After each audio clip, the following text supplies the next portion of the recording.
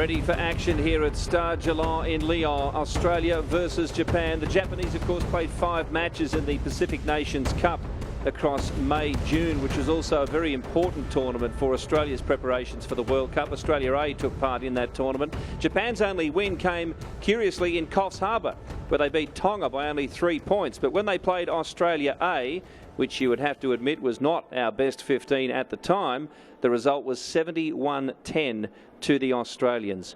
So Japan with a lot of work to do against this formidable Australian lineup.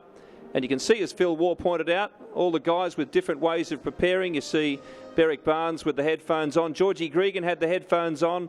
Lottie Takiri with the earpieces. Georgie Gregan, I would gamble on him listening to a bit of jazz leading up to this event. And I'm not just saying that because I like jazz, but I happen to know that George does too. So I'd expect maybe a bit of Miles Davis would be in those headphones. John Connolly.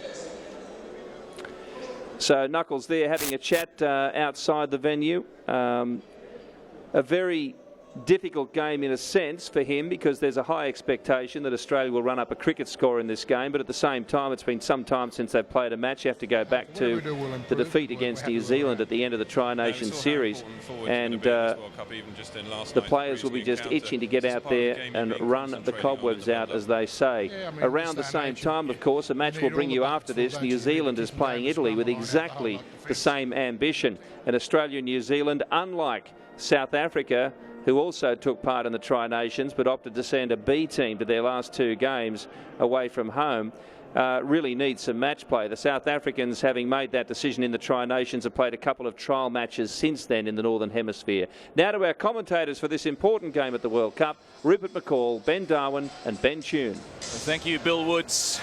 John Connolly outside the stadium there. We are inside the stadium, and I can tell you it is perfect, the conditions here for rugby this afternoon at Lyon. I'm sure that both Ben Darwin and Ben Tune would agree, if they had the boots here today, that they'd love to have a run like the Australians will. Well, I've just been watching the Wallaby forwards warm up. Their line-outs, they're going to play mainly 7-man line-outs and just try to drive. I think the Wallabies are looking to play a really, really tight game, looking to the later rounds. And Chris Latham, it's his birthday today. I reckon last night, for a birthday present, he wished for these exact conditions. Because I tell you what, with a ball that's going to be sticky, Stephen Larkin's going to be hitting him all day. I'm picturing Chris Latham's going to get a couple of meat pies as presents today. Wonderful atmosphere here at Lyon, as will be the case across the board for the Rugby World Cup in 2007. Supporters from both teams. Plenty of Japanese here as well, although the music that I've heard here this afternoon, a little bit of AC/DC, and now the song that Berrick Barnes was listening to at the Normby Hotel back in Brisbane when John Connolly rang him and told him that he was in the squad. This afternoon he'll make his debut, and I'm sure he'll be nervous, as will the Cherry Blossoms, the Japanese, as they make their way to this ground. Well, they'll be very nervous, and I guess they have every right to be. You know, obviously a little bit of politics in the game means they're actually not fielding their strongest side possible, which is a bit disappointing from the Wallabies' point of view. For the Japanese point of view, there's reasons why they're doing that. The Wallabies, to a point, it won't really matter. They'll be concentrating on exactly what they want to achieve out of their game today, and the opposition, in a way, will be irrelevant in some respects. John Kerwin, great all-black winger. I'd say the team's excited. In past decades of the game, of course, scored that wonderful try in the first match against Italy. Good day out. You're playing Cosiano at fly half, who's your third choice. What words of wisdom have you been able to pass on to him about this sort of baptism of fire?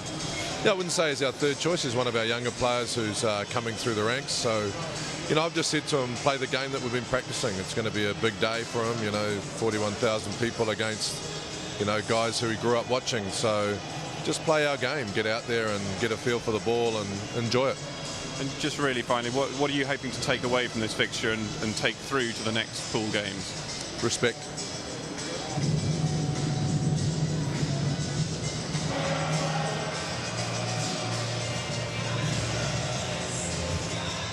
The catch cry for the Japanese at this Rugby World Cup is Shinjuro, Shinjuro. We must believe.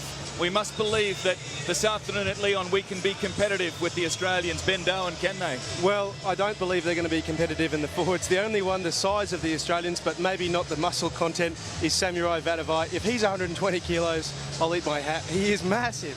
But what they don't have is the ability to rotate, recycle the ball quickly. And the backs, they're going to want quick ball. I just think with George Smith terrorising the breakdowns, they're not going to get it. So their best option is going to be for the little balls, little kicks in behind. Well may the Japanese pray, because they're really in for a difficult game today. The thing for the Japanese, if they do have a hope, Tuner, you mentioned earlier, for the backs kicking it in behind, their line out is actually quite good defensively. They can get up, put some pressure on, but what they don't have is height. In attack, they really want to get the ball in, get out as quickly as they can. In the scrum, they're going to have some difficulties. And they've picked Ono at 10, and Ono is a kicking number 10. I'm just thinking with a couple of massive Wallaby back rowers running at him, he might be saying, oh no, a fair bit, boys. It didn't take too long, did it, as Berwick Barnes goes through the paces before this game. A little passing exchange with Sam Cordingley there, who'll watch from the stands. The Japanese, of course, have a big game against Fiji on Wednesday. Realistically, they have a chance of competing in that match, so John Kerwin has had to rest a couple of his better players, although Bryce Robbins and Kasuki Endo will take their place on the bench, and they have the capabilities of entertaining. It'll be interesting to see what sort of game time both coaches give their bench players this afternoon, boys. Yeah, I think from the Wallabies' point of view, you know, they're going to be looking towards next week, and it's all about building consistency and combinations. Next week's probably their only, no disrespect to the other opponents, their only real genuine hit out before the quarterfinals. So they want to get a bit of consistency and combination built up today. So you'll be running then from left to right as we go.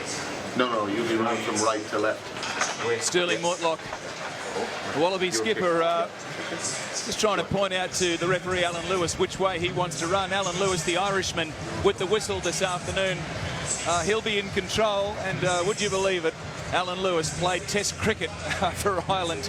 8 tests with a pretty good average, over 50 in the top order, and scored a couple of tons against the Scots.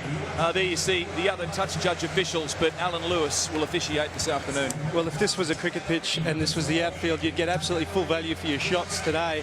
It looks absolutely stunning, this field. Just to touch on the Wallaby forwards, what they're looking for today in terms of scrum time is to get going forward on their own ball. They really lacked that a little bit through the Tri-Nations, and again, as I said earlier, I think they're going to drive the line out. They're going to play nice and tight. What a picture that is. John Kerwin, thumbs up to the Japanese in the crowd. He's going to enjoy the contest. I don't think he expects to beat the Wallabies this afternoon. But the Japanese, they have the skill and the organisation to put on an entertaining spectacle. The Wallabies, well, it's been the first time that they've had a chance to get amongst it since July the 21st and that Bledisloe Cup match against the All Blacks. There's no doubt the Japanese are going to have an absolute dig. John Kerwin at training this week, defensively, all they've been doing defensively is practicing their low tackle technique. Practicing hitting the Wallabies low, getting into the ground quickly, but of course that's going to open up a lot of offloads for the Wallaby players, isn't it, Dor? And for me, this World Cup is going to be the World Cup of the offload. The opportunity to keep the ball going. It's not about recycling anymore, it's about keeping the ball alive, keep on attacking so the D-line never gets to set up and come out at you. Australian flags flying proudly at Stade Gerland at Lyon. This stadium home to the local Lyon football side, and a very successful football side at that. John Connolly hopes that it will be a successful hunting ground for the Wallabies, and they have plenty of support here in France as we move towards that big match next week. You'll see it right here on Network 10 at Millennium Stadium, and the Wallabies take on Wales.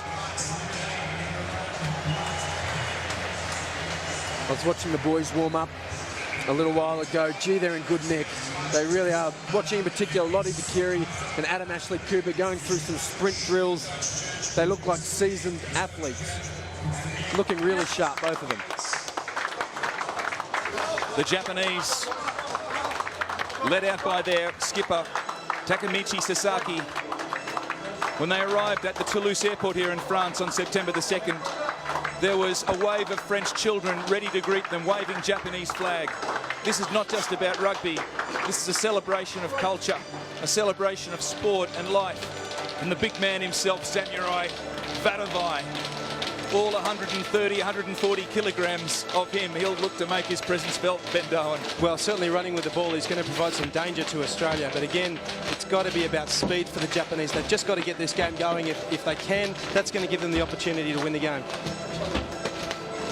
Japanese halfback, almost in the George Gerland mould, Yuki Yatomi. He'll be busy out there this afternoon, trying to get something going for the Cherry Blossoms.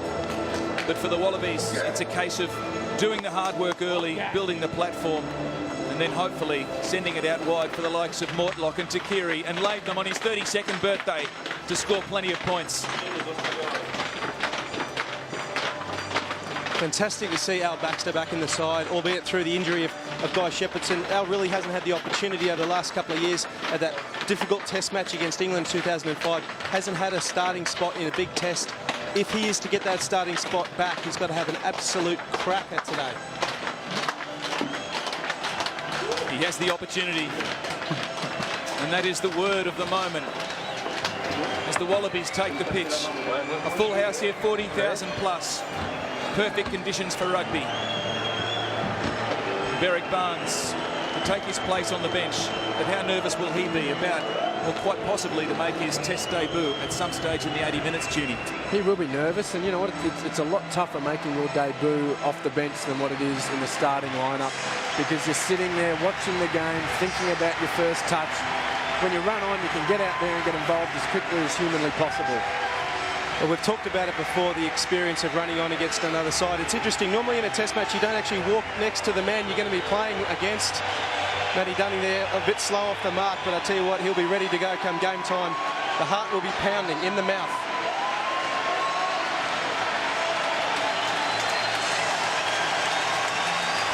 As the crowd stand and cheer, a grand entrance from both sides. The Wallabies led out by Captain Courageous Sterling Mortlock, and the Japanese Takamichi Sasaki has the honour.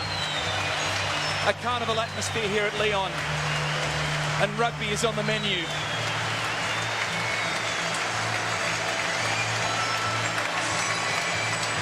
I tell you what, there is an enormous amount of Japanese fans here. The flags have all gone up. There's a lot of gold, there's a lot of white. Probably a lot of French supporters here just enjoying what will be a fantastic spectacle of rugby. We were talking about Berwick Barnes before. One of your highlights of your test debut is singing the national anthem for the very first time. Well, Ben Tune knows all about that against Wales in 1996. Stephen Larkham made his debut in that same test. Today he plays his 102nd test up against young Kusi Ono for Japan, who plays his 4th test. Well, we saw Stephen Larkham's just gone and stood next to Sterling Mortlock. Sterling said it felt a bit strange to hug a prop next to him. Normally the front row or the next from the captain. So we have Sterling, then Bernie, then the front row. Always play together, work together. Talking about the experience in the Wallaby side and maybe the lack of experience in the Japanese side. The Japanese side, I think, combined at something like 235 or something test caps. With George Gerland and Steve Larkham alone combined has had that many. The Wallabies certainly have the edge in experience. There's no doubt about that. And it's time to sing.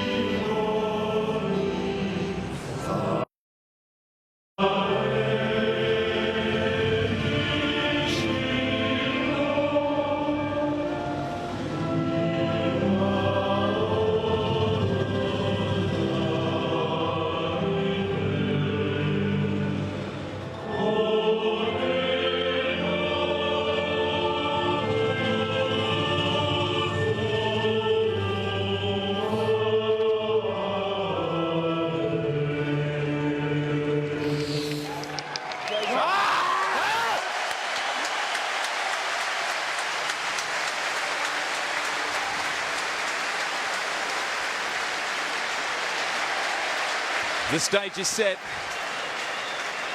This match, the Wallabies taking on the Japanese, being brought to our viewers back home in Australia in digital high definition. That will be the case throughout the 2007 Rugby World Cup as we see the Australian lineup. That's pretty strong. Yeah, I think you know the Australian team are going well when you can pretty much name 1 to 15 and not have to make too many choices, and there's some consistency to this side that's starting to come. Hopefully we'll see it through to the final. The Japanese, the centres of Oto and Taira.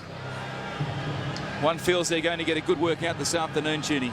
Absolutely, no doubt. Having a quick chat to John Muggleton before the game, that's exactly where Sterling Mortlock and a couple of big rowers, Palu, Elsom, they're all going to be running through that channel. So they're going to have their work cut out for them today. The thing that John Muggleton mentioned, he actually doesn't care what the score is. He wants a 0 on the other end of it. He doesn't care if it's 50-0, 60-0, it's got to be a 0. He's a defensive coach. Wallabies won the World Cup in '99. Tunie, if I may be corrected, with only 1 try scored against them. Is that right? That's exactly right. And we saw last night the Argentinians, defence won them their game against France. You just get the impression that defence is going to play another major part in this tournament. So all set here at Stade, Gerland. The coaches are in their positions. And Ono will have the honour. The only time these teams have met in a Rugby World Cup was the first one, 1987. The score was 42-23. The Japanese scored 3 tries. They'd be very happy if they could do the same at Stade Gerland. The Wallabies had the early opportunity. Rugbn picks from the back and sends it high for his chasers in Takiri. And so an early settler there from the Wallaby halfback. Yeah, what they call a box kick from George Rugbn, taking it off the back, onto the right foot. Good height, good chase, pretty good start. I'm not going to ask you again. I want the space. Hajime Kiso just couldn't quite get to that one in time. The Wallabies do well in the line out. Sharp and Vickerman will have the job of laying the platform in that respect. We talked about the maul setup. If you can see the ball at the back, we're in good position. Wallabies just transferring it there to that back manoeuvre, just sitting nicely. They don't care how long it takes as long as they keep their momentum. We said they want to keep it tight. They've got some bigger games to come. The hard part now is the adjustment. The Japanese have taken them around the corner. Are they going to keep driving or are they going to send it? Stephen Moore from the University Club in Brisbane feeds Rugbn to Takiri. He'll be itching to get amongst the action. Lottie Takiri, Larkham, Gitto breaks the tackle, but he's ankle tapped in the process. Finds Ashley Cooper, back inside it comes. Larkham, and that's a turnover from the Wallabies. The Japanese have it, and their fullback in Kasumi does very well before he's wrestled into touch. Not forward over here. The Wallabies just getting a sniff there of a bit of space. Matt Gitto nearly went through, just ankle tapped.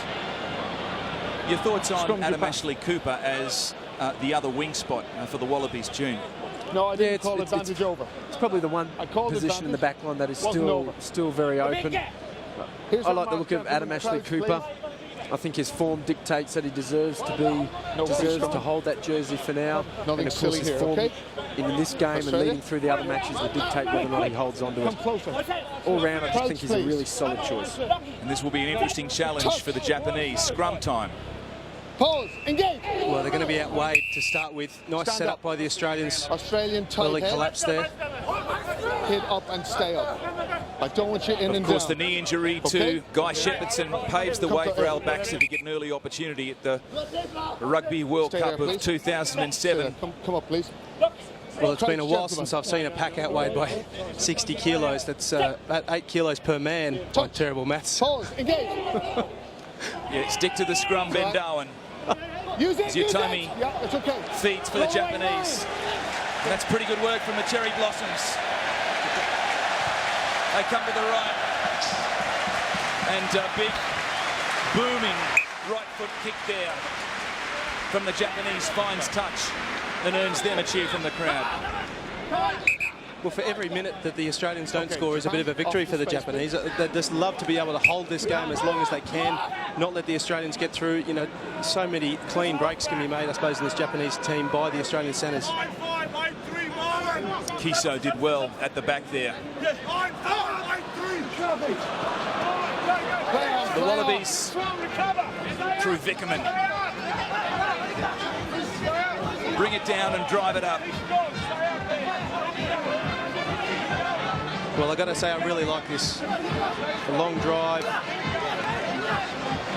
Just what Australia needs to be working on over the next couple of weeks. Junie's loving it. Well, John Connolly would be. I was nodding off. I'm only kidding. It's all good. As the crowd put their hands together. Just to spruce things up here at Lyon. Gregan. Sterling Morlock breaking the first tackle, a low tackle, what they've been practicing, the Japanese, not effective in that example. So the skipper does well. Gregan goes to the right, and Larkham goes to the sky. And that's missed by Takiri altogether. Another miss, and the Japanese are away. Great work there. Onizawa back inside. But the pass went astray from Tyra. The ball knocked on. And the Wallabies will have this feed to the scrum. The right option by Steve Larkham. Lottie Takiri, let's have a look at this replay. I don't quite understand why he didn't catch it. He's a back. Well, it got away from him, Lottie Takiri. He didn't judge it all that well, you have to say.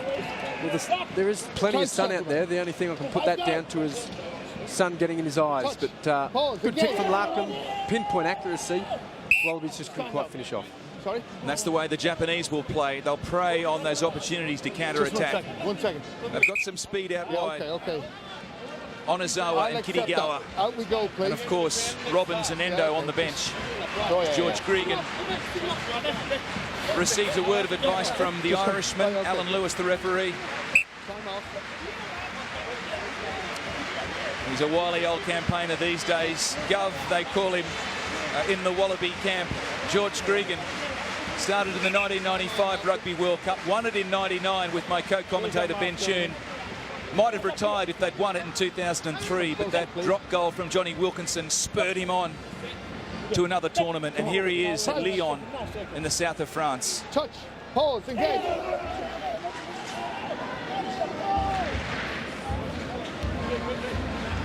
So the scrum packs, and Gregan finds Larkham.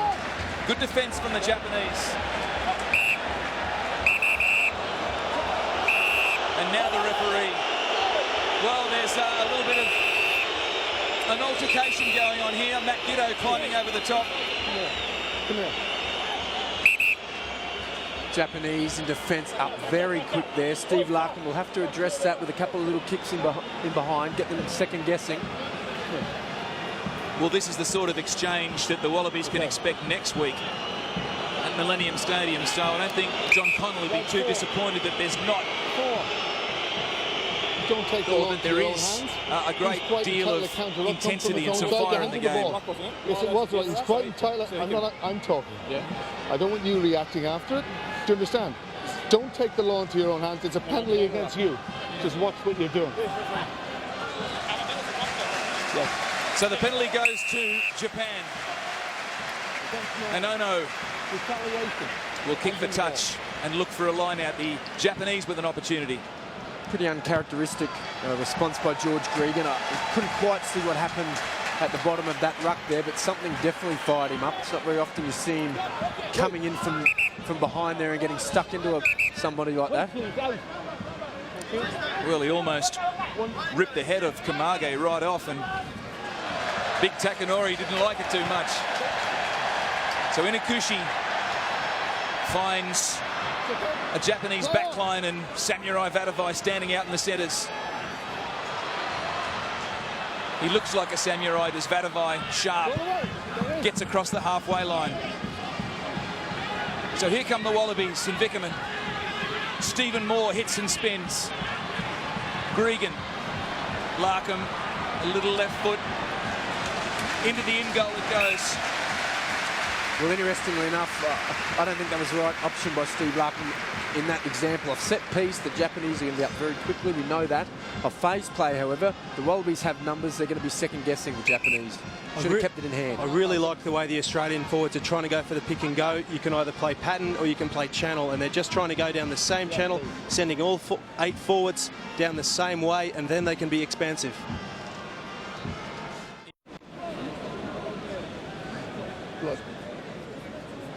It's important that the Wallabies, as you mentioned, Ben Darwin, go down the same channel, really try to compress, bring the Japanese defence in.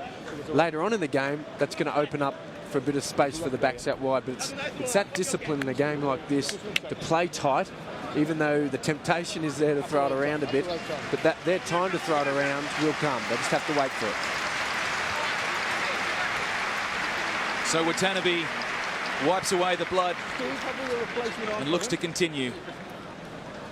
John Connolly is stressed through the campaign leading up to the Rugby World Cup, the Tri-Nations test, that the Wallabies have to earn the right to go wide. That will be done through the work of the forwards and the platform that they lay. It's 0-0, just over 8 minutes gone at Stade Gerland.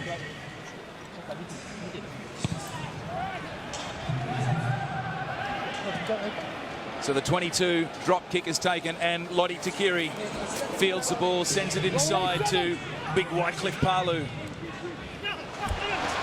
Gregan, Larkham, Latham back inside to Mortlock. Sterling Mortlock ankle tapped. There's that low tackle again from the Japanese. They keep the ball alive through Gregan again.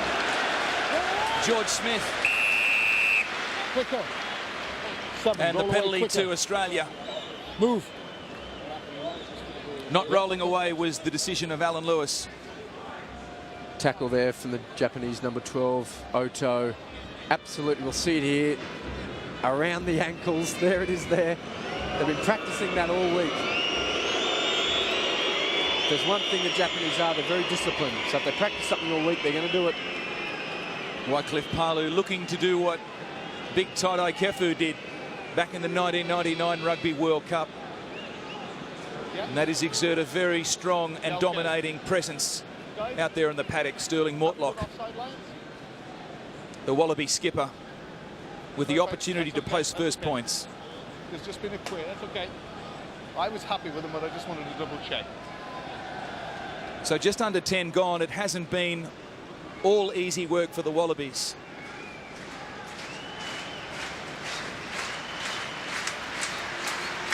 The Japanese presenting some sort of a challenge as the crowd stirs themselves up. And Mortlock looks over the ball, strikes it, and strikes it well. That's the first points.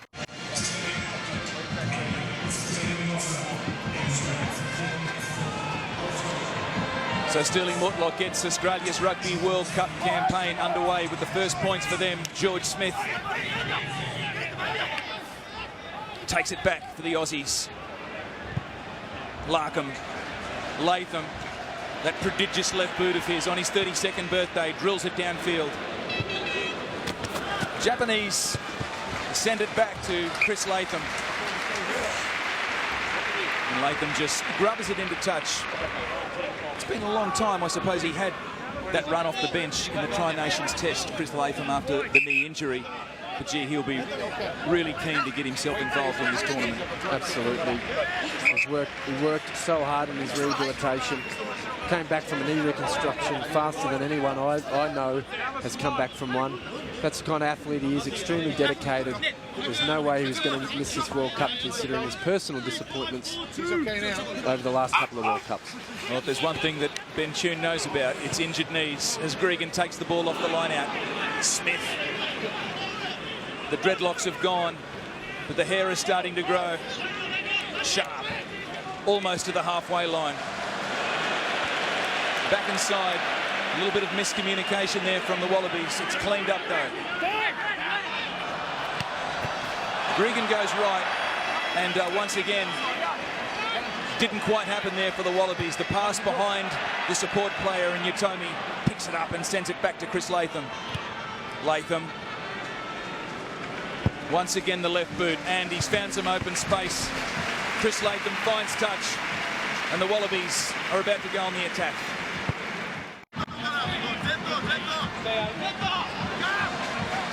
Inakushi, the Japanese hooker. That's a fairly impressive line-out from the Cherry Blossoms. Well, if you can take the ball at the back, you're going to get easier access to your 10. So that's a terrific take. Nice and accurate on the throw. High ball. Yatomi puts plenty on that one. Ashley Cooper goes back to clean up. Inside to Latham. Had some time there, Chris Latham, and that's a net gain to the Japanese. Good play from them. Yatomi having a crack at the box kick. A little bit longer than a normal box kick is. You normally try to do a box kick so that your winger can compete in the air with the opposition winger. In their case, they're probably more just trying to get field position dominance. Well, they have possession, the Japanese, but it looks like they've turned it over. Play on, says the referee. But the second knock on, the advantage accrues, and will come back for a penalty to the Wallabies. Well, terrific line out there, defence by Dan Vickerman, eventually causing the turnover.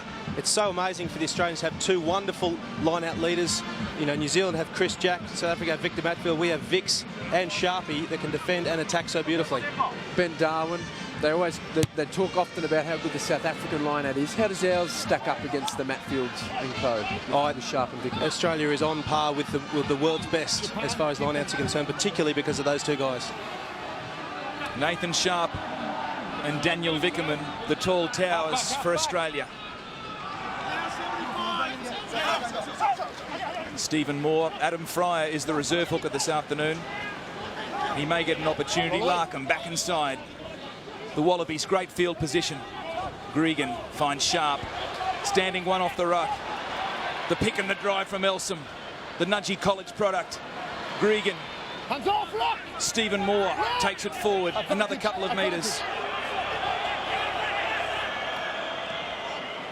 Challenging ball there for the Wallaby half in George Gregan. But Elsom sheds the tackles and takes it forward. So once again, the penalty goes to the Wallabies, and another opportunity for 3 points in the boot of Sterling Mortlock. It's 3-0 to Australia at Lyon. Let's be set. 9 Australia.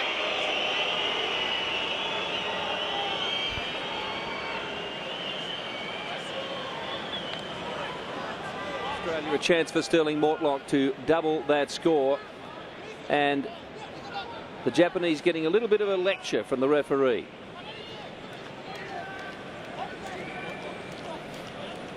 Sterling Mortlock, I guess you could say one of the elder statesmen of the Wallabies, as he converts and makes it 6-0, but unlike George Gregan and Stephen Larkham, he hasn't got his hands on that William Webb Ellis Cup, Ben Tune, and he'd desperately love to do it in 2007. Absolutely. As a rugby player, it's our Olympics. It's the pinnacle. You know, you have that on your resume. You've really done it all, and I know it eats away at Sterling Mortlock that it's not on his resume. Well, from one who knows what it feels like to take a swig from that cup, named after a young footballer who picked up the ball and ran, William Webb Ellis, all those years ago at the rugby school at Eton in England.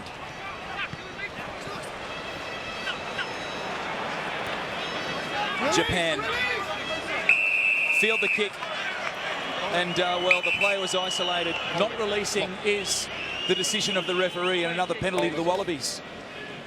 Well, here we are, 16 minutes in the game. It's only 6-0 to Australia. When Japan played Australia A, I think in Coffs Harbour earlier this year, Japan held them for 20 minutes, but the final score I think was 70-10. So realistically, the Japanese are going to try and out-enthuse. They're going to challenge at the breakdown, but hopefully, as this game for the Australian side, hopefully they're going to come home over the top of them as the defence starts to slow down. Another box kick by George Gregan. We saw good chase by Lottie Dakiri. The beauty of having someone with the build of Lottie Dakiri on the wing chasing those kicks is when a number 8 takes it, he can produce that. He can wrestle the number 8 to the ground, turnover, Wallabies ball. Kiso, the big Japanese number 8, was the man penalised there. A lot of the structures that you'll see this afternoon at Lyon, I'm sure will be put in place next week at Millennium Stadium. 80,000 screaming rugby fans for that big clash in Pool B when the Wallabies take on the Welsh. Well, the excitement of the rolling maul continues. The lineouts for Australia have been interesting. The Japanese are trying everything they can to get up, but Australia's actually just simply beating them for sheer height. They've got 2 second rowers that are 6'8", but they simply can't get enough height too. Palu instrumental in the drive at the moment as they roll it towards the try line. Nathan Sharp at the back.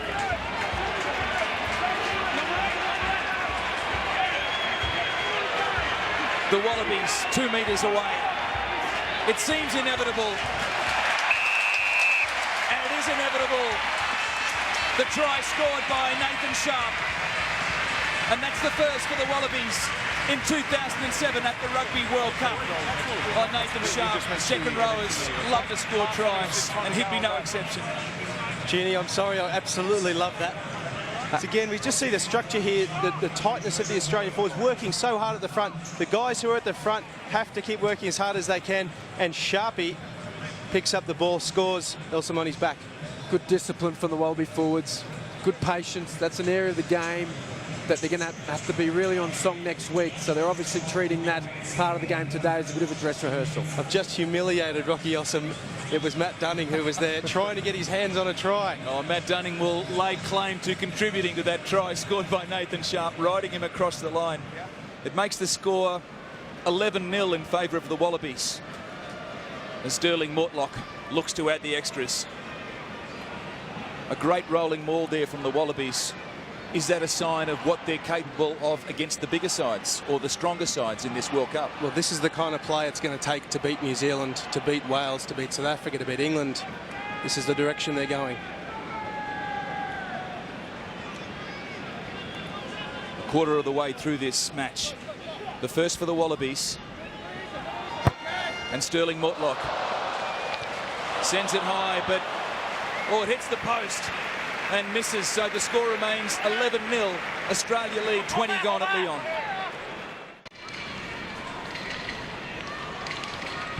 Well, Rupert, bend and bend, that's where we expected Australia to dominate this game as we restart. And Kasumi sends it infield to Yatomi. Lottie Tikiri with his hands on the ball. He takes it now, Tikiri. And sends it spiralling towards the touchline. A settler for the Australians. And a pretty good platform, a quarter of the way gone in this match. That was a good settler by Lottie Tikiri. There's no doubt at the moment the Wallabies like the idea of... Oh, what have we got here? Quick line out. Yatomi finds Ono. Makes some good metres. The cherry blossoms fly half. Kumaki. This time the Japanese lay the platform. Don't go over, 86. The pick and the drive. It's only a tackle scrum. So the ball not coming out of there, and the referee wants to see a scrum. Well, we said come line-out time, the Japanese, they're not going to be able to beat Australia in the middle on their own attack. They're just going to have to beat them with speed at 2. It's not the best ball at the front, but it is ball for the Japanese team. Guys. Just finish up what I was saying before about Lottie Tikiri. He's been practicing his kicking a lot, and it shows there. John Connolly wants all 3 of the back 3 to be able to play fullback. So very similar roles. They need all 3 of them to be able to kick well. Adam Cooper, of course, has played a lot of fullback. So the scrum breaks down, quickly taken by Yatomi, but the referee, Alan Lewis, wants it back, and the crowd not happy with that. They want to see some entertainment here this afternoon. Back away, please scrumming. Well, he's pinged Australia for an early engage there on the call. That's a tough free kick to have against you, but the Australians, the difficult part is they're going to be dominant in the contact, so anytime they hit, Japanese can pull back and maybe suck a free kick. I can't see why a side that wants to attack can't play on quickly there. I mean, the Japanese, that's the sort of rugby they play.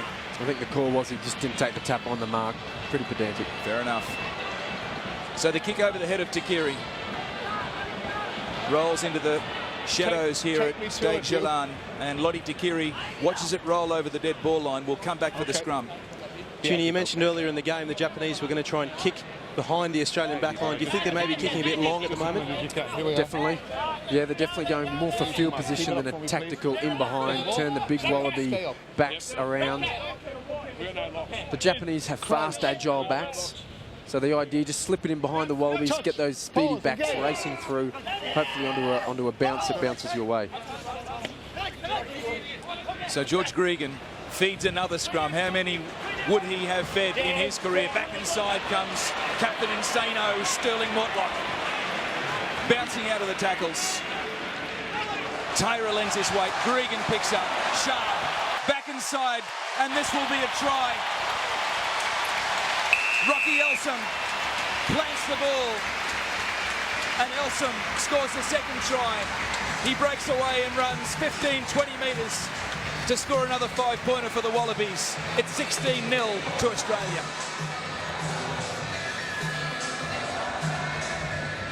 Just lovely hands here, lovely running line by Sterling Mortlock. The thing with Storky is he keeps his legs pumping the entire time. He's able to break the tackles. Nice just shift of passes here. Nathan Sharp again, first receiver, easy run.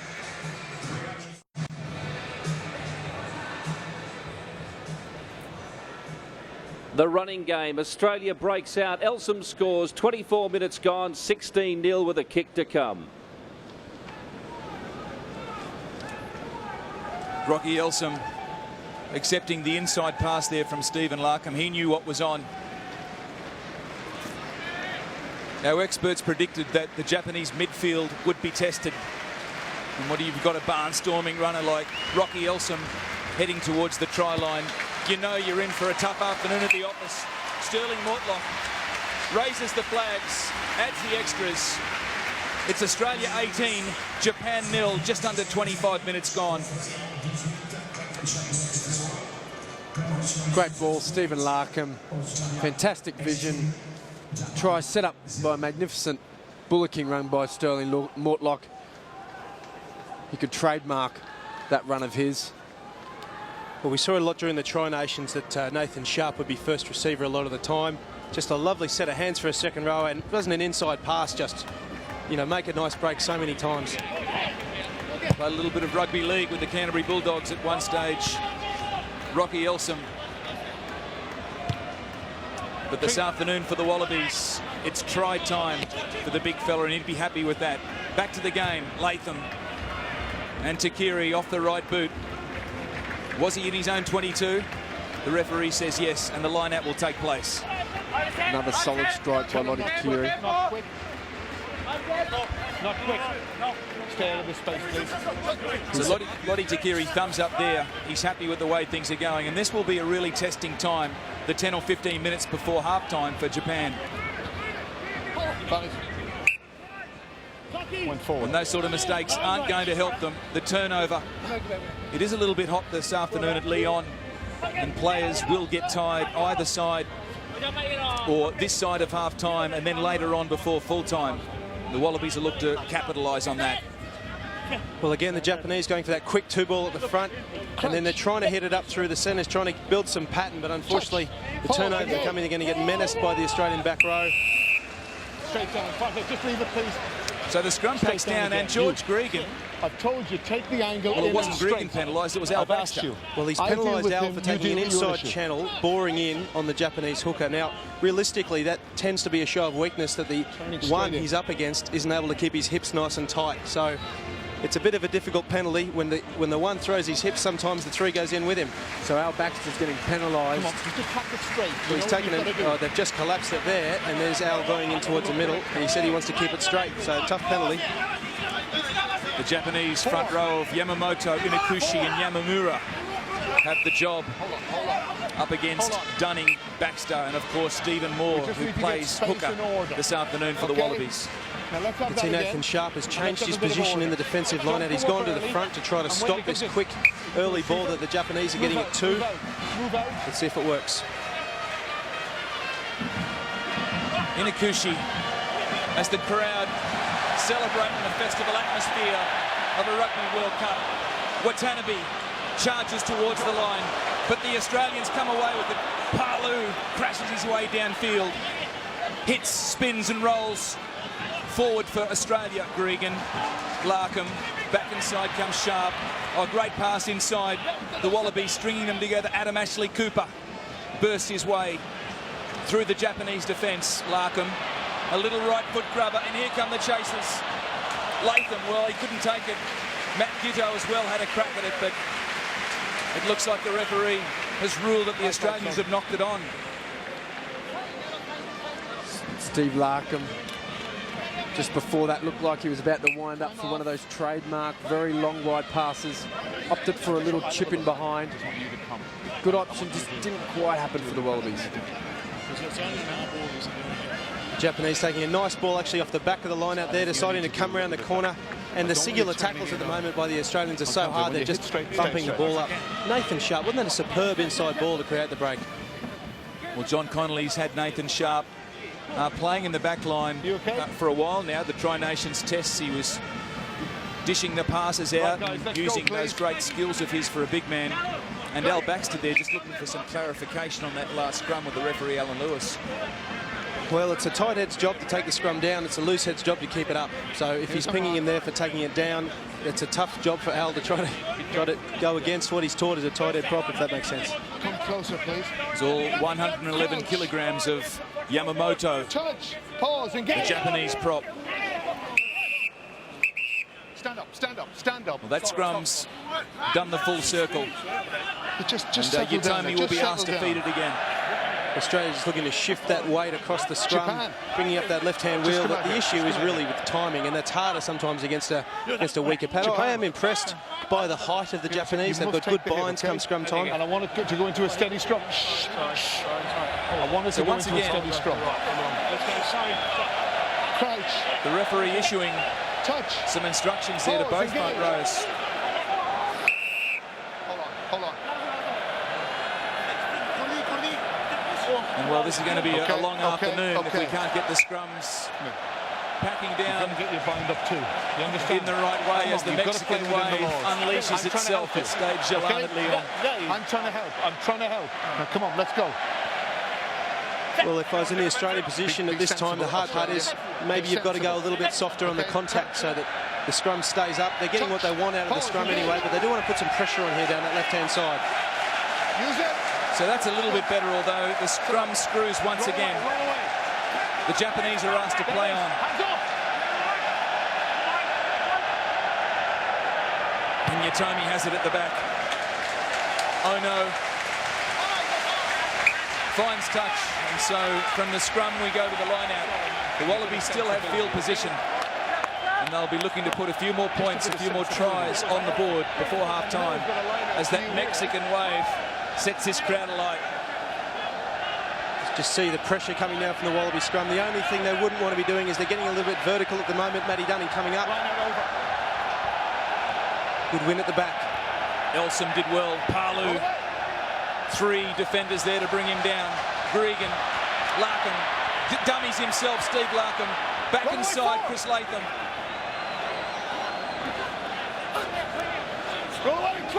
Now Vickerman picks and goes. Gregan wants it. To the right they go. Lottie Dakiri. Good defence there from the Cherry Blossoms. Gregan back to the left. And try time. Once again, the big Rocky Elsom. Make it 2 for Elsom. Phil Waugh from the grandstand. Well, he'd like to be out there, but he's happy with what he sees from his teammate. And Elsom makes it 2.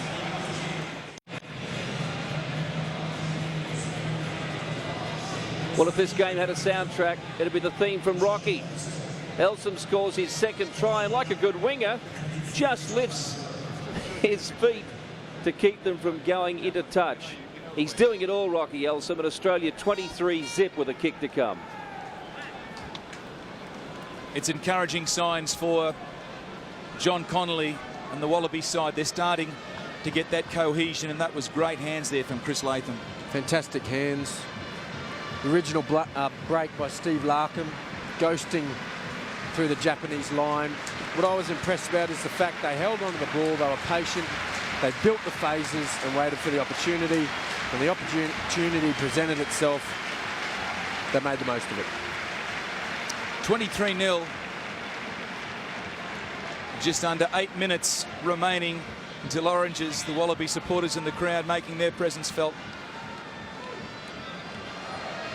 Sterling Mortlock does his little dance, but can't find the middle of the sticks, and so the score remains 23-0.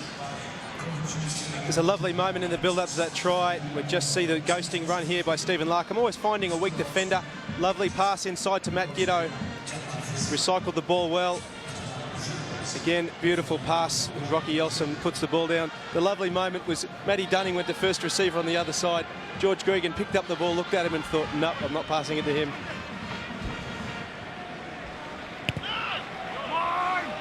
So Ono gets things back underway for the Japanese. He's all right there. Vickerman flies high and brings it down.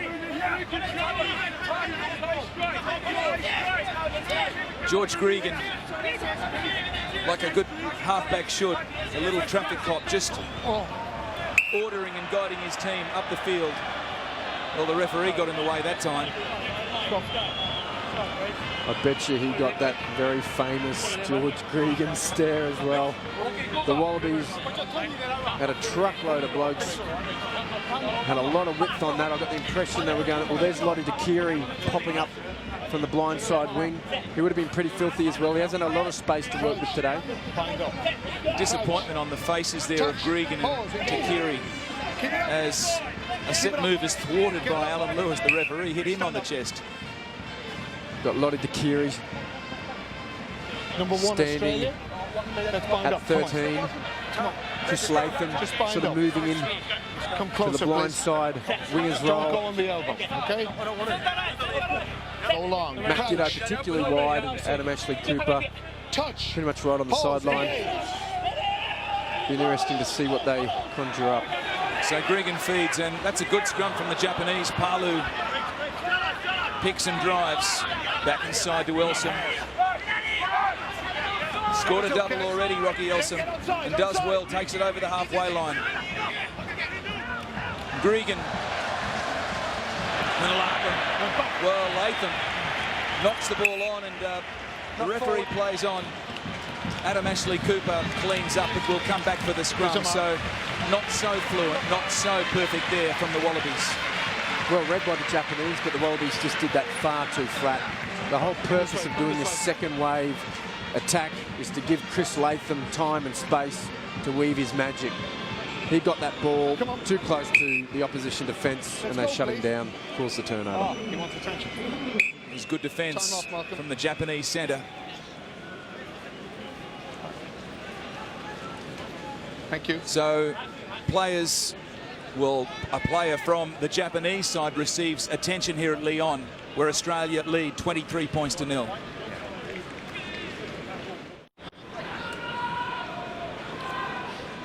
Five minutes to go in this half, an opportunity for Japan to try and stir up the Aussies a little more, do a little more spoiling. The big men are certainly in control for the Wallabies, but the back line's still a little bit rusty. The colour and the character of a Rugby World Cup on display. Many have travelled all the way from Australia in some instances. A lot of backpackers floating around, getting in the spirit of things. Stand up, stand up. And what about this scrum, Bendo? And the referee hasn't quite got control of the situation at the moment. Everyone back off. Well, the tough part of the moment is the engagement, and the Australians are having to make adjustments in order to simply keep the scrum up. The serious stage. You've either got to decide you want to cooperate with each other on the engagement process, or there's going to be a different course of action now. Do you understand? It needs a bit of sensibility. Okay? It's a hot day now. Let's get on with it. Just get on with it now, please. Okay, and let's do the right thing. And get our binds up. Let's get it be most capped referee, Alan Lewis, looking for a better scrum. It is a little bit hot here at Lyon this afternoon. He doesn't really want to go to his pocket for a yellow card. But we want to see some rugby. And that's a good scrum from the Wallabies against the head. Gerland sniping. Down the outside, Ashley Cooper. Back inside, Sharp, Vickerman.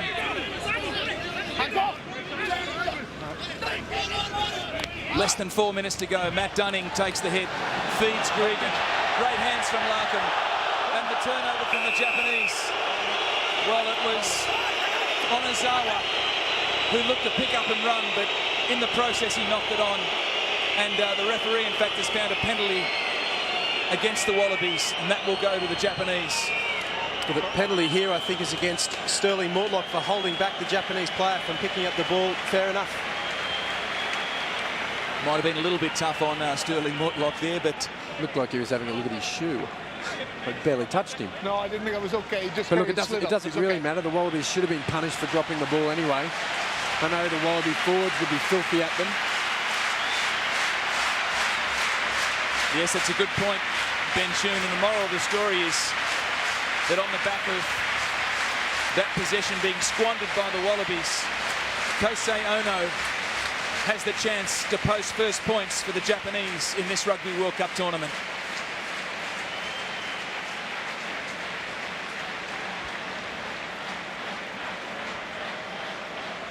New Zealand raised, went to the Christchurch Boys School. Kosei Ono. Oh yes!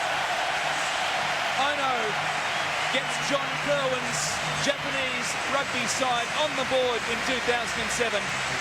They still trail by 20. The score at Lyon, 23 points to 3 in favour of the Wallabies. Well, it's points through pressure. The Japanese, they did lose the scrum, but enough pressure you can put on. You've just got to get down this end of the field, and a lot of the time, if you just put enough on the opposition, you'll get your penalty, get your points. So a great moment there for young Ono, who considers Stephen Larkham to be one of his heroes. He's almost played 100 more tests than Steve Larkham. But that will give the Japanese a little bit of incentive to go on with things here in the first half. Chance down there from the Wallaby chaser, but the referee wants to have it back. Great leg drive from the Japanese winger, Kitagawa. Stiff arm challenge. Fantastic leg drive. He had two Wallabies trying to pull him down, just kept pumping the legs. Good pressure there from George Smith. Number 12. And the tackle from Gito. Kitagawa here, contact made. Keeps the legs pumping high, finally brought to ground. Good little run. It's a great thing when you score some points. It gives you a little bit of confidence. The Japanese look at each other and say, you know what, we can really give it to these guys. We can take them on up front. We can have a crack at them, and all of a sudden, guys build a bit of confidence. They start making passes, and they can put some pressure on Australia. So in the shadows of half-time, Matt Gito receives some attention, and the referee has a chat with the Wallaby inside centre, and then awards the penalty to Japan. I think he's got Gitz there for a bit of a high tackle. It's reaching up for Gitz. Matt Gito. It is a hot afternoon here at Lyon, and Ono, the Japanese fly half, makes no mistake in finding his touch. And on the back of that penalty, they will have the throw into this line out.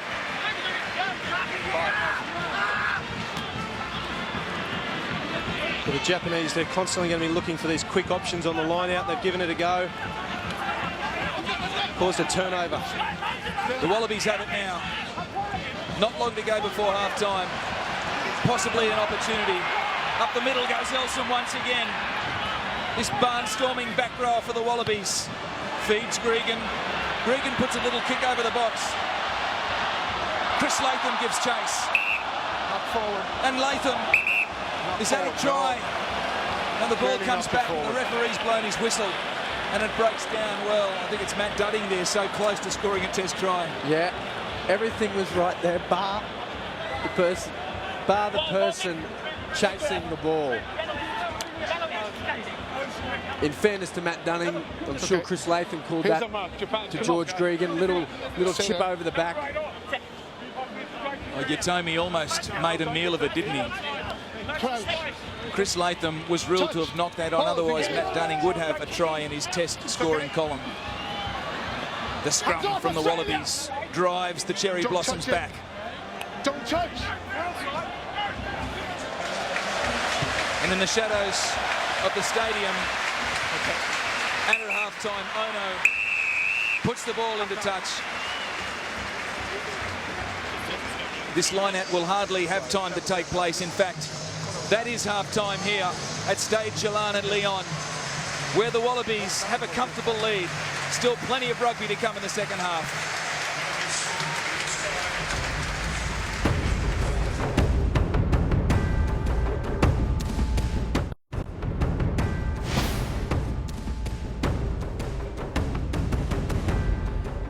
Well, that 56-kilo pack advantage is certainly told in a number of ways. Of course, we saw a scrum won against the head in that half in favour of Australia.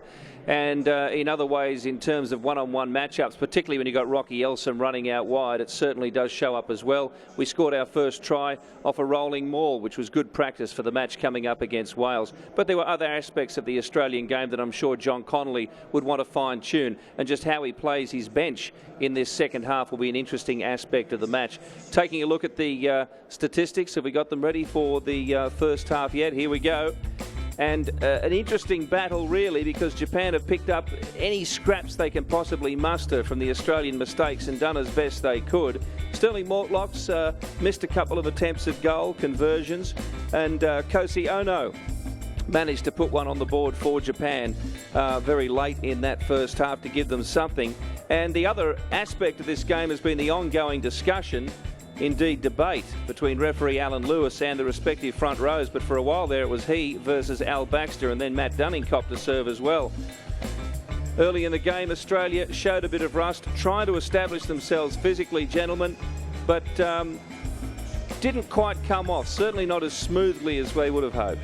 Well, there were some people predicting a scoreline of possibly 100 points for the Wallabies. It's only 20 at half-time. How do you think John Connolly would be happy? He'd be happy in aspects of the game. It's actually fairly typical of a game like this. The Wallabies are doing some things really well, equally some things quite poorly. We have to remember they're blowing the cobwebs out. They have not played a game, well, I think, for a full month. So there's bound to be a little bit of rustiness.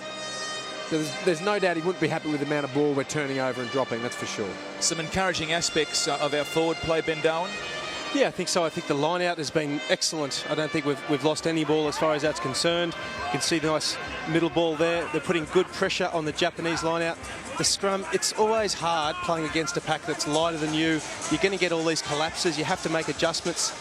The most difficult part about that is you don't do the things you're going to do against the All Blacks or the South Africans. So I don't think John Connolly will be too worried about that. I've been impressed by the Japanese too. They just don't stop trying, do they? No, they certainly don't. They have a proud history in rugby, the Cherry Blossoms. These pitches in digital high definition. Back to your lounge rooms there. Late on Saturday night, quite possibly Sunday in Australia. And the definition of this rolling maul led to a try. Well, the great part about this try is they simply held their structure and they didn't roll out until the very last second when Nathan Sharp gets his hand on the ball. Matty Dunning going for it as well.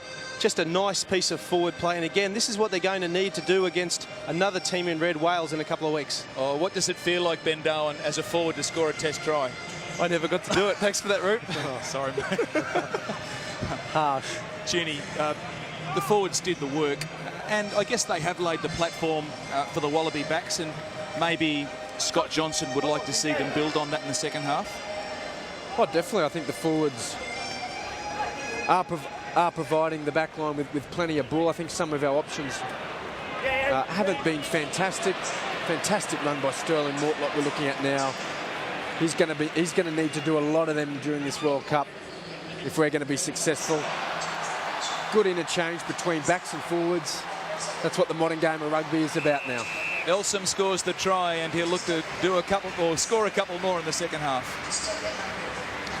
Well, yes, a perfect example of how the stature of the Australian players told when they got the ball going quite smoothly into the back line. On that occasion, Mortlock made the half break and Elsom was able to capitalise. How much more we'll see of that in the second half will depend a little bit, I guess, on how John Connolly decides to display his troops. Will Berrick Barnes get a run? That's a big question among many others. We'll answer them for you, of course, when we bring you the second half from Stade Gerland here in Lyon. Stay with us.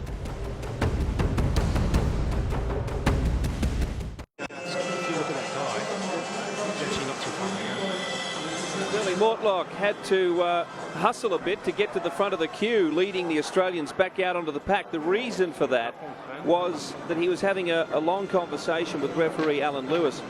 I guess It is about the long conversations that referee Alan Lewis had with the Australian front row during that first half. Perhaps Sterling wanting to clarify a few rules. John Kerwin filing his way back up into the stands as his team gets ready to come back out onto the pitch. Lottie Takiri there, sporting, as you can see, one of those controversial jumpers, the ionised fabric, which is supposed to convert sweat into more stimulus for the muscles to decrease the build-up of lactic acid. That's the scientific theory that was reported on during the week and in fact complained about by certain members of other teams, although the Australians are not the only teams to use those jumpers here at the World Cup. Here come the Japanese, and let's hope they can continue this brilliant effort and take the game up to the Australians, give them a good workout at the very least. Let's rejoin Rupert McCall with Ben Darwin and Ben Tune.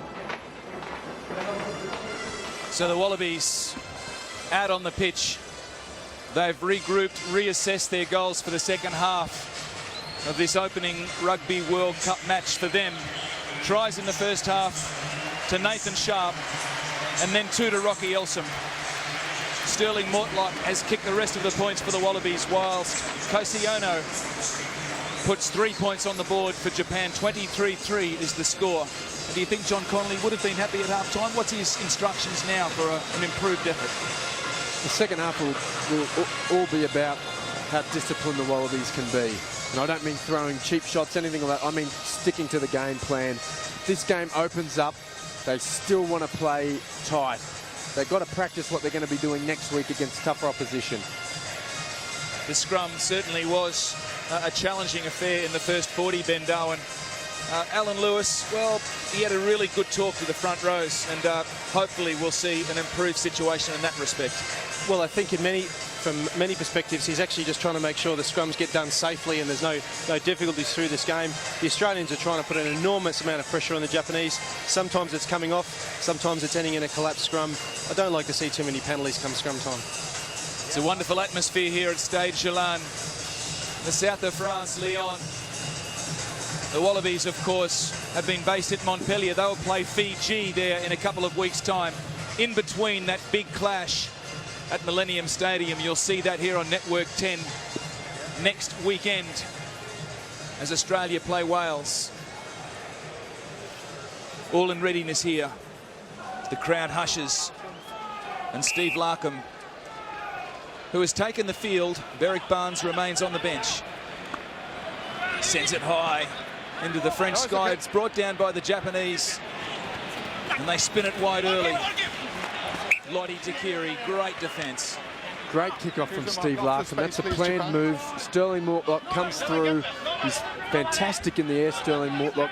He can get both hands onto that ball. The disappointing thing is there's normally a Wallaby trailing in behind there to pick up those crumbs.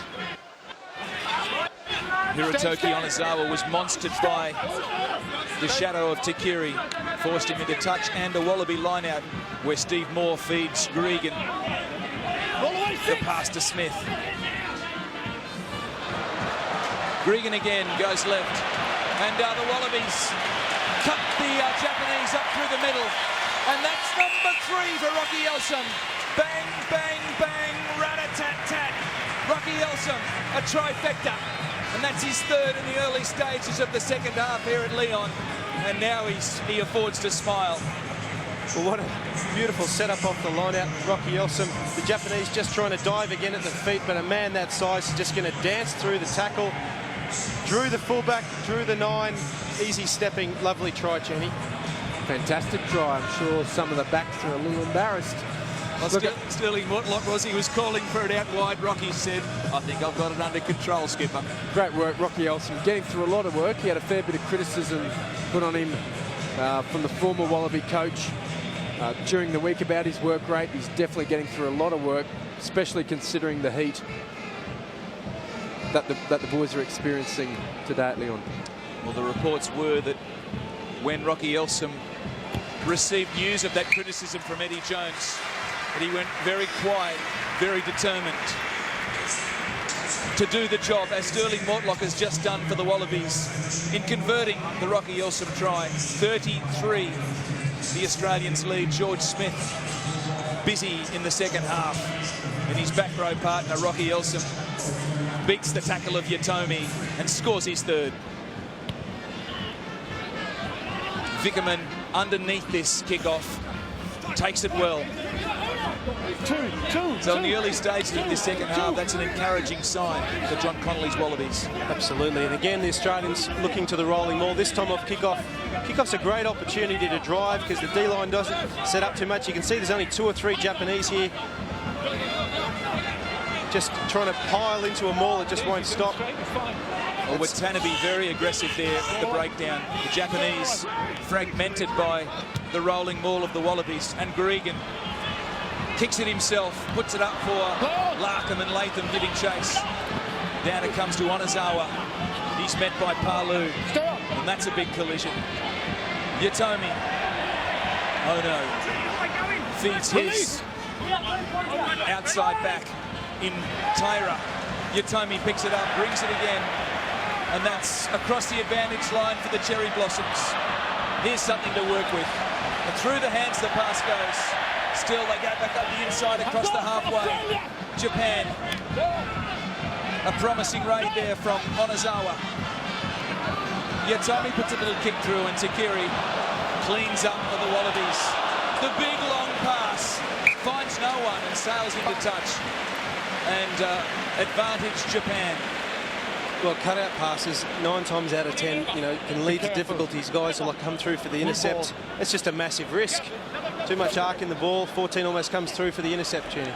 And again, the guys, the Wallabies, just getting a little bit loose. That's something Lottie Takiri would not try next week. You shouldn't be trying it today. Yatomi.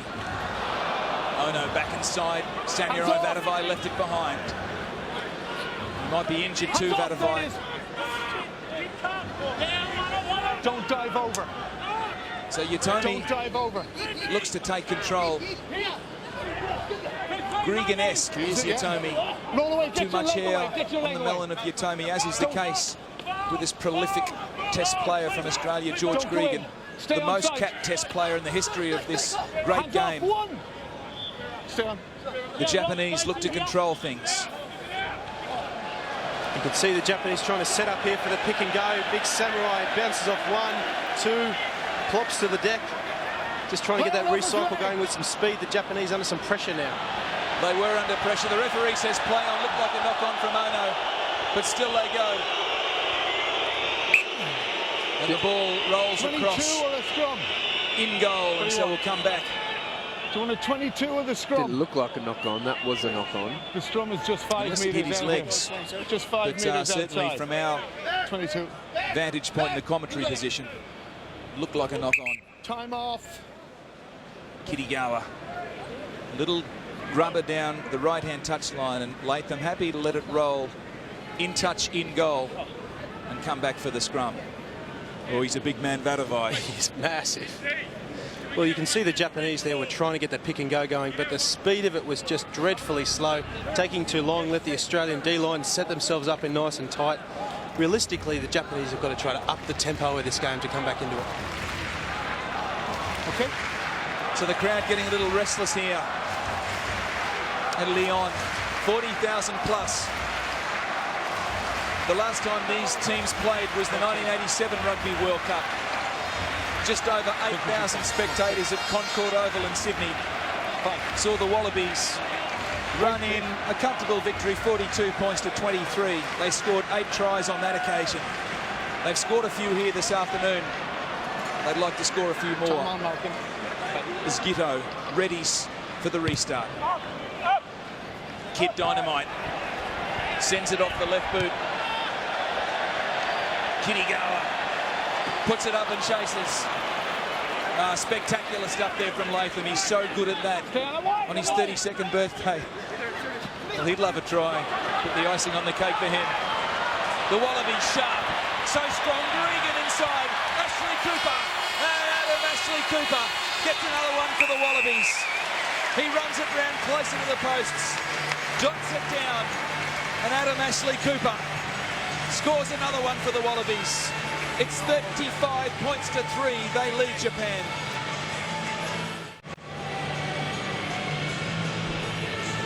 Well, the Japanese were trying to do to the Wallabies what Argentina did to France in the opening game of the World Cup. Try and break up their rhythm with that midfield kick. but Latham controlled it beautifully, and from the counter-attack, Australia scores again. 35-3 becomes 38-3, 37-3.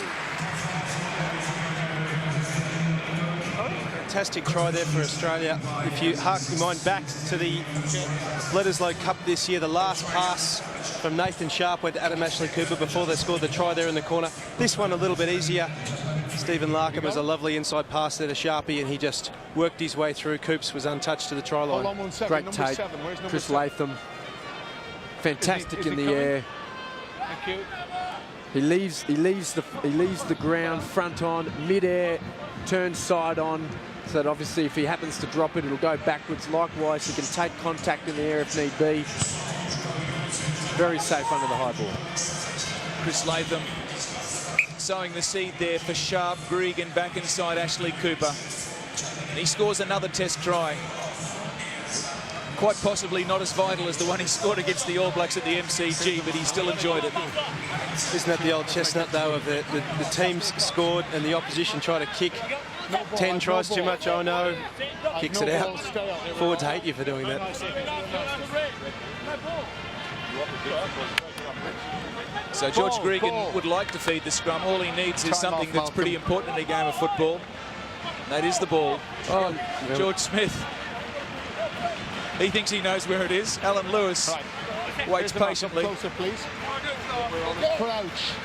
Time on. They should have just had a practice scrum while the ball wasn't coming in. Touch. Hare McCurry is on for the Japanese. The New Zealand-born forward cuts an imposing figure. Latham takes the pass from Gerland and makes metres. So strong on his feet, Chris Latham. To the left they go again, and Sharp to his second row partner in Vickerman. Release. George Smith takes a hit. He's brought to the ground by Samurai Badavai. Back inside, Chris Latham. Well, Sterling Mortlock, the skipper it is, who lays it back now for Gerland. Hands off. So the Wallabies once again lay the platform. They're in their attacking half of the field, and Gerland turns it back inside. The Wallabies through Larkham. Patience is the name of the game. Just losing a little bit of shape at the moment, the Wallabies. They really need to reset themselves. Maybe play some channel rugby, go up the same spot. This looks to be what they're looking for here. Stephen Moore does well. Nelson breaks out the back. George Gerland accepts the pass. Gerland looking for his support. Finds Takiri. Takiri over the 22. Lottie Takiri takes it to ground. Holding. And the penalty to the Japanese, Lottie Takiri not releasing. So a turnover there in possession, and the Japanese will have the opportunity.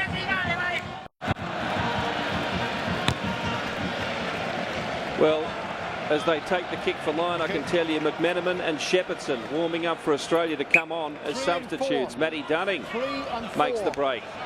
Nice offload too. Once again, though, Australia unable to capitalise. Japan getting the break to the referee's whistle. Big Matt Dunning, without the headgear today, looking to get involved as Al Baxter leaves the field, and well, the right knee mustn't be too bad for Guy Shepherdson to run out. Ben Darwin. No, it's not his scrummaging knee. Your scrummaging knee is your inside one, but I think if he just wants to test it today, it's a good opportunity for him. Hands off. So. Release it, release. So the Japanese have turned it over once again, and Dunning does the job to Giddo. The little left foot grubber finds touch, and so the Wallabies building towards 50. There's still half an hour to go on the clock. Smart option, Matt Giddo. All the Wallabies very flat. Instead of transferring pressure, stabs the ball in behind. They'll take the line out. Wait, please, wait.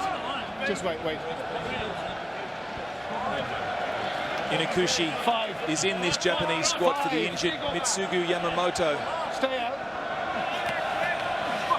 One of a few injuries that John Kerwin would not have liked to take place just before this Rugby World Cup. You just see the Australians pushing up that right-hand side to ploy to try to push the Japanese in. Makes it a harder pass for the 9 as well. More pressure. Ono relieves that pressure with a touch finder. The Wallabies play on quickly. And Latham, with that trademark running style, socks down, breaks a couple of tackles. Takiri cleans, Giddo spins. Hands off, Japan! Shepardson at the back, Larkham, McMenamin running with a full steam of pace. Go away, Japan, 18! Advantage. The Wallabies 8 metres from the line. Takiri plays 5/8. Lottie Takiri back inside. Advantage over. And that tackle broken there from Palu. In the shadows of the try line, Takiri Watch it. so close. And Chris Latham scores the try. There's the birthday present that Chris Latham was after. Alan Lewis blows it on. And Chris Latham, this wonderful Wallaby fullback, takes a deep breath. He'll blow the birthday candles out later on. For now, that's another try to Chris Latham. Well, Latho impersonating a prop there, a pick and go from 1 yard out. Just a lovely piece of work, just eyeing the opportunity. There's only one defender and it's a 10. He knows he can get over that. It's always when it's helpful to have a bit more weight around the girth, dumping the ball over the line. What led to this opportunity? Some good offloads, Hugh McMenamin to name one. Ben Darwin mentioned the importance that offloads are going to have in this World Cup. You get the impression the Wallabies have been working on that part of their game quite extensively. The referee in perfect position to witness the touchdown there from Chris Latham. I'm sure his family are watching back home, wishing him a happy birthday, congratulating him on that try, now converted by the skipper. It's Australia 44, Japan 3 at Stade Gerland, Lyon.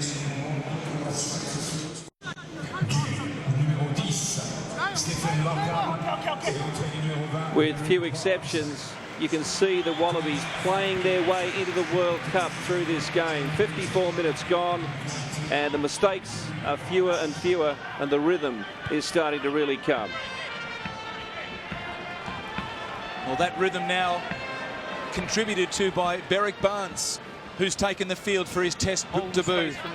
That's a wonderful moment from, well, for Berrick Barnes. Of course, had a season or two at the Brisbane Broncos, signed up with the Queensland Reds. Okay. Australia, don't encroach. John Connolly picked him for this World Cup tour, and he'd be very, very excited about the opportunity.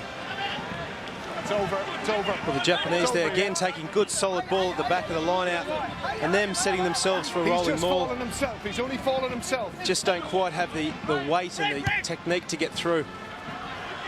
So Yotomi capitalises on the good work there done by Kiso in the line out. Ashley Cooper steps off his right, almost splits them. He takes it to ground. Gregan goes left. Well, I think that hit George Smith in the face. So the continuity not quite there for the Wallabies that time. That was right on the melon. Talk about a falcon, I think. Well, Coops during the week said his dream in rugby was to hold the cup aloft and to score the perfect try. It's a bit greedy for me. Almost just to score one. Well, Berrick Barnes, I'm sure, is living his dream as we speak. Who would have thought a year ago that he would replace a person he's looked up to for so long, Stephen Larkham, in a World Cup. This is a big stage. The Rugby World Cup 2007. These pictures being brought to you in digital high definition. Back in your lounge rooms at home on Network 10.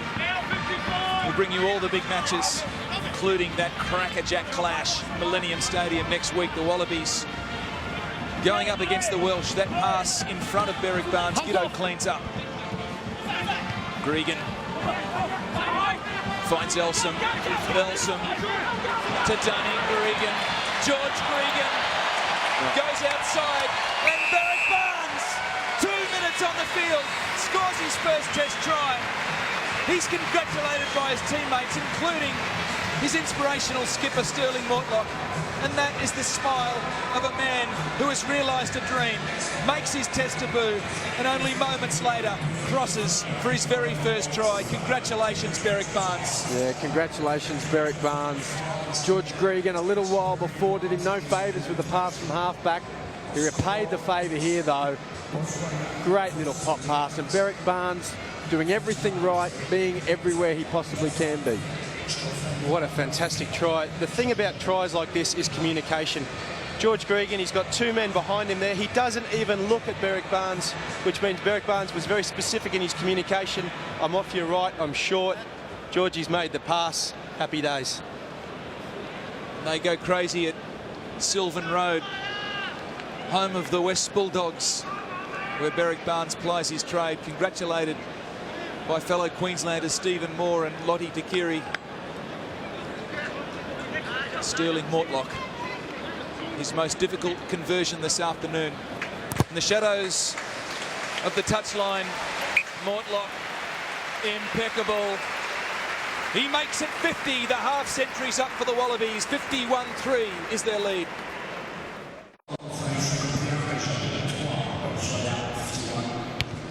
Well, Berwick Barnes might be entitled to demand now that as the youngest rookie, he doesn't have to cart the Wallaby mascot all around at the World Cup. It won't happen, I can tell you that much, as Takiri goes forward for the Wallabies. Takiri takes it up, and another Wallaby winger confirms that that won't happen. Berwick Barnes will stick with the Wallaby mascot tuning. He's got it whether he likes it or not.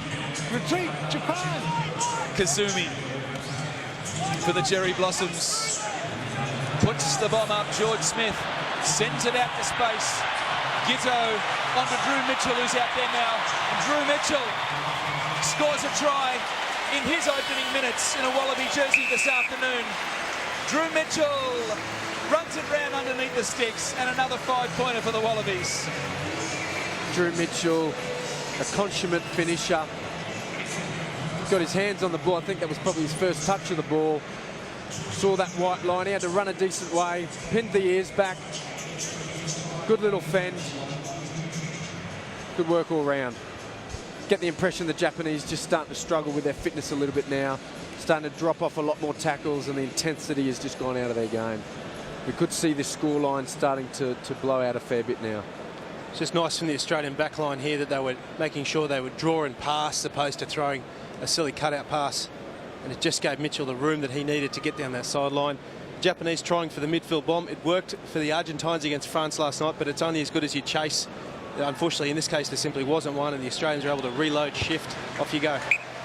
So 56 becomes 58 for the Wallabies as Sterling Mortlock converts the try and sends that lead out to 54, 5 points at Lyon.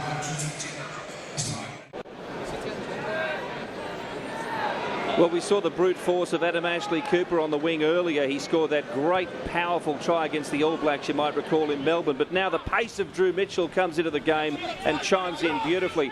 The bench is fitting in perfectly with this lineup, and that would please Coach John Connolly. They haven't missed a beat. No, it's been a very impressive second half from the Wallabies.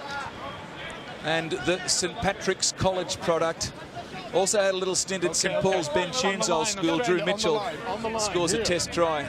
And that's what it's all about.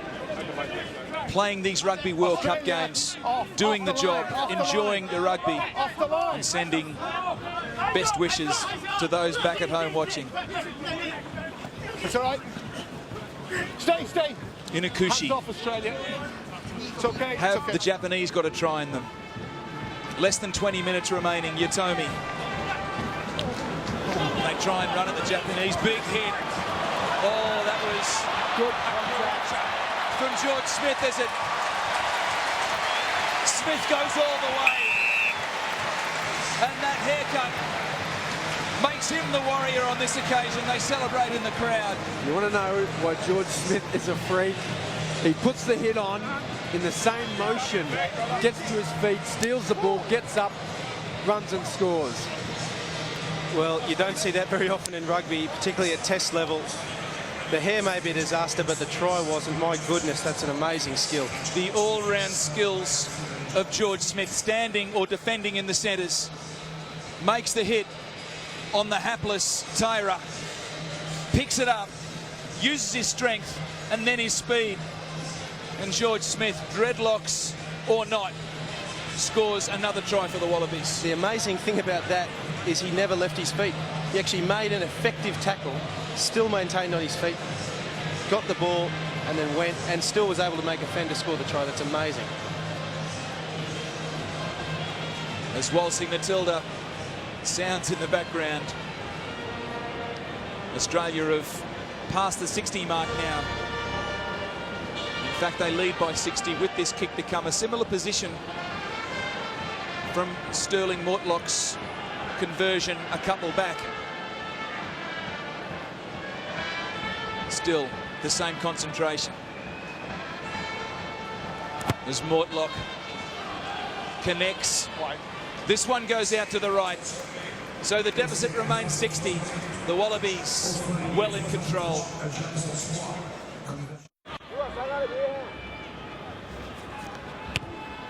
Well, that's another aspect of the Wallabies play that Knuckles Connolly would be pleased with, and that's the hustle, the commitment late in the game when it's well and truly won. And on both counts, George Smith came up there, 63-3. Pleasing aspect here is the Wallabies are still trying to play a tight game again, a kick-off receipt, looking for the drive. So important they don't get loose in this game of rugby. McMenamin did well, and the replacements as a whole are doing well with their opportunities out there. Barnes finds Nelson crashing his way out through the centres. Matt Giddo forward cleans up, but the mistake was made. And this feed will take place with the Japanese. An opportunity to somehow get themselves into this game. I'm sure they'd love to score a try. Another barnstorming run by Rocky Elson. Just hitting the line a little bit wider now. He's obviously been given a free rein to run amok. Yeah, just come up a bit, please. Trying to get that pass away. We've talked about it. They've obviously been practicing it. Sterling Mortlock just couldn't quite get his hands on it. So the scrums have been a little bit easier to handle in the second half as Yatomi finds his back line right on the halfway line. He goes to the left again. The Cherry Blossoms, they have got some speed out wide. That's Kirigawa.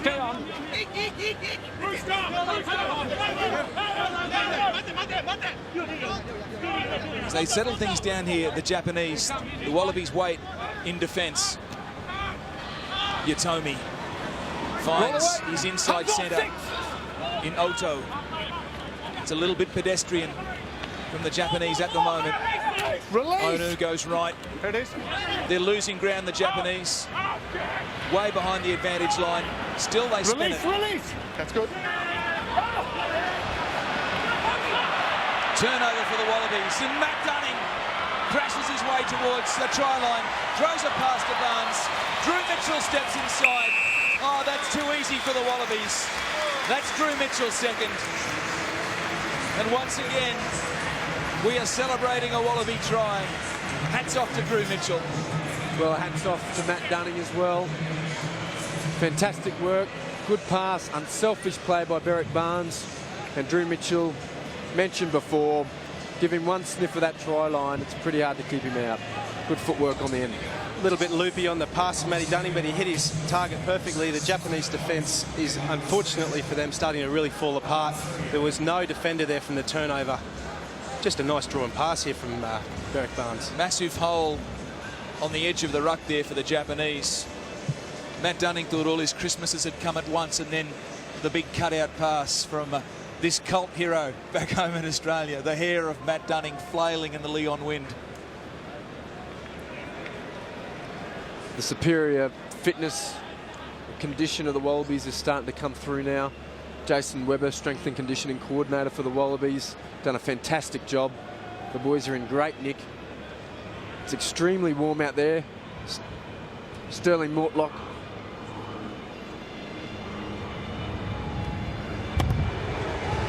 And Mortlock makes no mistake. There's another 2 for the Wallabies. 70 points on the board for them. They lead the Japanese 70 points to 3.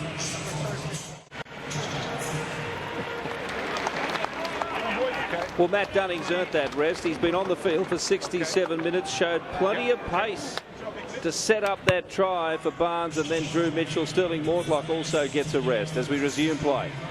Well, I'm not sure if Matt Dunning is having a rest or he might be injured, Ben Darwin. Yeah, it just looks like he's rolled his ankle in making that pass, so a little bit unfortunate. Our Baxters had to come back on. And Mark Gerard on the field. Lottie Kiri. As Gitto sends Drew Mitchell away again. down the touchline. He's already scored 2, Drew Mitchell, just confirming the observation of Ben Tunas that Lottie Takiri might be playing outside centre at the moment.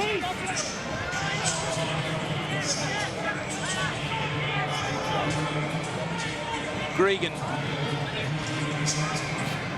The Wallabies dancing around. Replacements made are on the field now. Barnes stabs a little kick through. And here comes the chase of McMenamin. The Japanese player is met, put to ground. What have they got up their sleeve? Here they come down the left-hand side. The Japanese looking to put something in their try-scoring column this afternoon. Stay on, stay on.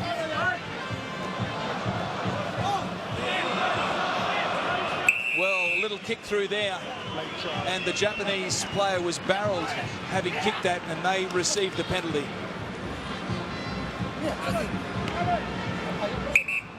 Timeout, please.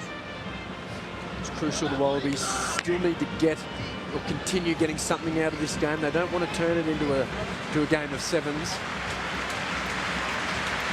It's very hard to do when the game's blowing out like this. You've got to still attempt to stick to your game plan.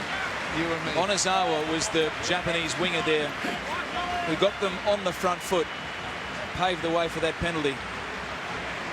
And this is a worrying sign for the Wallabies. Is that Mark Gerard? It is Mark Gerard. Literally has just taken the field.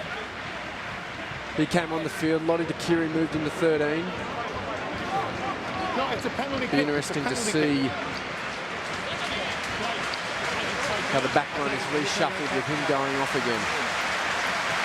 Well, that looks fairly significant for Mark Gerard, and that is such a shame, or at least it will be, if it seriously impacts on his Rugby World Cup tournament.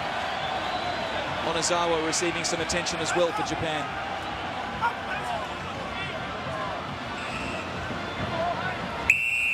Come on, you're up on the So the line out spoiled by the Wallabies, but the referee spots an infringement. So the short arm will go to Japan.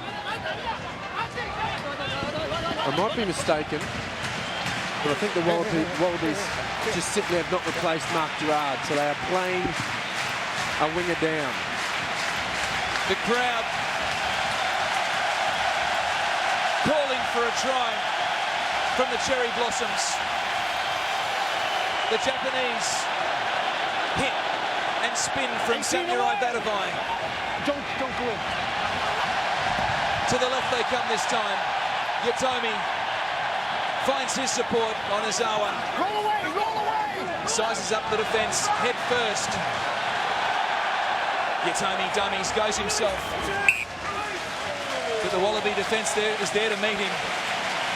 So that ball not emerging from the ruck, and the scrum will pack down.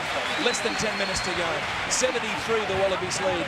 Can the Japanese score a try? That seems to be the question.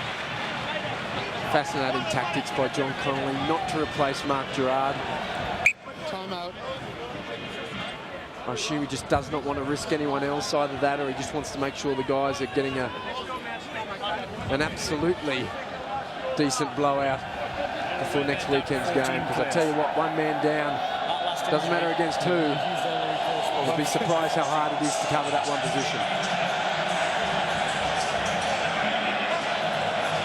The referee, Alan Lewis, just chatting to his touch judge there, and you can see that both sides are represented in the crowd. The nature of a Rugby World Cup is this great celebration of the game. Supporters from all corners of the world coming together, and those that support Japan want to see a try. So Stephen Hoyles, who has come on at number 8, is now not going to pack into the scrum, will defend on the right wing. So you heard it from Ben Chun. The scrum will choose to pack down one short for the Wallabies. And that's cleaned up and taken away now by Elson. Guy Shepherdson can't handle it. Japan on the turnaround. Yatomi, well, just runs into his own player there. And Lewis, the referee, I think out of sympathy says, Don't go in the side. let it go and see what the Japanese can do. Samurai Badavai Great support there from Yamamura. Watch it. Watanabe lends his support. Yatomi splits him up the middle, and the inside pass. Onozawa couldn't handle, and Chris Latham comes away. The trademark left foot chip. Chris Latham ties it through once again. He should have the speed, Chris Latham. He does have the speed and the execution, and a second try on his 32nd birthday. Chris Latham.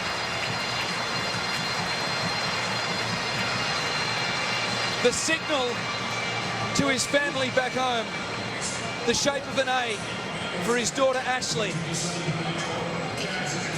Her father scores his second try this afternoon on his birthday, and she'd be mighty proud of him back home in Queensland.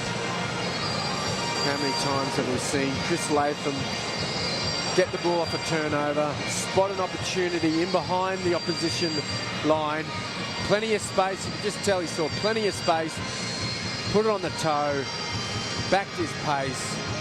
Good night. Well, it was a mismatch in speed as Chris Latham seized the opportunity, put the kick through, regathered and scored the try. Matt Giddo does the job that Sterling Mortlock was doing. He's on the sideline. Giddo does it well. 77 points to 3, the Wallabies lead.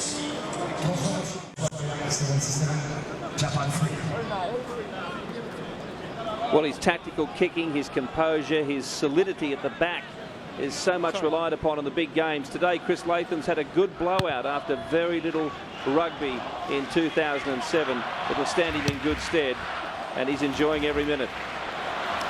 He certainly is, and so is his daughter Ashley back home. That A carved into the sky here at Lyon. A little message to the family back home, and he's enjoying his rugby this afternoon as Chris Latham. So is the crowd tuning. Absolutely, and Stephen Hoyles has the honour of playing on the right wing for the Wallabies. I'm sure he's stoked. Outside Lottie DeCurie, no less. Well, Stephen Hoyles scored a try in that very position against the Welsh back on home soil. Inakushi for Japan. Hold on. You False must start get there it from the Wallabies, and the referee Rapid. Australia, just don't go across. Stay where you are, please. letting it be known that this line-out will have a rerun.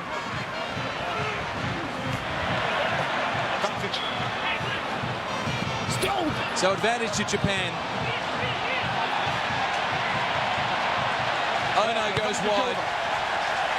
Kinigawa kicks downfield. The chase from Japan, but Chris Latham beats them to it. Back inside, Drew Mitchell. A little bit of the dipsy doodle, gets rid of one, Drew Mitchell. Finds his support. Giddo out wide to Berrick Barnes. And that's 3 for Barnesy. Rocky Elsom did it earlier, and now Berrick Barnes celebrates his test debut in impressive style. There's no doubt about that. His third to the afternoon. Wouldn't he be loving it, Judy? Got to be pretty happy with that. Chris Latham fields a kick, spies the opportunity. Bit of footwork by Drew Mitchell. Good fend, good pace through the tackle. Spied Matt Giddo wide. Unselfish play by Giddo. Berrick Barnes capping off. Well, it might not even be capping off yet. He might have another one left in him. Well, there's still 4 and a bit minutes left in this, the first match in Pool B. The Wallabies and Japan. And the score has now reached 80. Japan, of course, will be backing up on Wednesday. And there's a challenge for them to rebound with a few more of their better players against Fiji.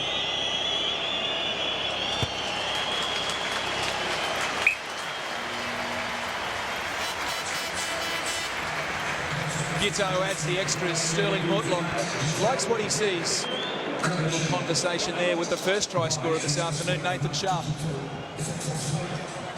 Yeah, obviously the game is getting fairly loose now, and you can't blame the Wallabies for wanting to have a bit of a dash and open up the throttle. And the boys have been doing a lot of training. it's great to get an opportunity to actually have a decent run like they are today. Well, they've done that this afternoon. You can't always look at the scoreboard, though. Do you think they've executed well, Jenny? In patches, no doubt about that. There's no doubt when they got it right, it looked fantastic. It looked very impressive. Still too much drop ball and too much turnover. But for a first hit out, in terms of blowing the cobwebs out, I think it was a pretty good effort. No doubt they'll work on that during the week as Al Baxter shoves the Japanese defender out of the road. And that pass not sticking. Some of the loose play that Ben Chun was referring to. Chris Latham angry with himself on that occasion. Keep the space, Australia. That's okay.